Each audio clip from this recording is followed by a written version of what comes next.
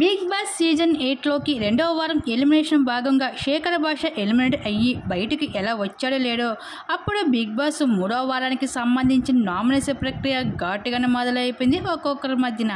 ఇంకా big boss garden ఏరియాలో ఒక కొండని ఏర్పాటు చేసి అలాగే మిగిలిన హౌస్మెంట్స్ కూడా ఎవరు కొండల దగ్గర వాళ్ళని నిల్చొని ఎవరైతే నామినేషన్ చేయాలో అనుకుంటున్నారో ఆ కర్రతో కొండల్ని పగలగొట్టాలని అలాగే తగిన కారణం చెప్పాలని బిగ్ బాస్ చెప్పడం జరిగింది. దీనితో ఎన్నడూ లేని విధంగా అన్ని సీజన్ల కన్నా ఈ సీజన్ చాలా రసవంతంగా జరిగిందని చెప్పుకోవాలి. అలాగే మూడవ వారి నామినేషన్ అయితే దద్దరెళ్ళిపోయిందని చెప్పాలి. మరీ ముఖ్యంగా మరొకసారి సోనియాకి అలాగే అశ్వినికి మధ్యన గొడవ అయితే చెలరేగిపోయింది. ఇంకా అలాగే నిఖిల్ అయితే పృథ్వీని నామినేషన్ చేయడం జరిగింది. అభయ్ కూడా మణికంఠని నామినేషన్ చేశాడు. మొత్తంగా ఈ వారం నామినేషన్ ప్రక్రియలో ఏకంగా 7 మంది కంటెస్టెంట్స్ నామినేట్ అవ్వడం జరిగింది. ఈ విధంగా అయితే థర్డ్ వీక్లో నామినేషన్ ప్రక్రియ అయితే బిగ్ బాస్ హౌస్లో ఒక రకంగా అయితే దద్దరెళ్ళిపోయిందని చెప్పుకోవాలి. మరి దీని మీద మీరేమనుకుంటున్నారు? మీ అభిప్రాయాన్ని తప్పకుండా కామెంట్ సెక్షన్లో షేర్ చేసుకోండి.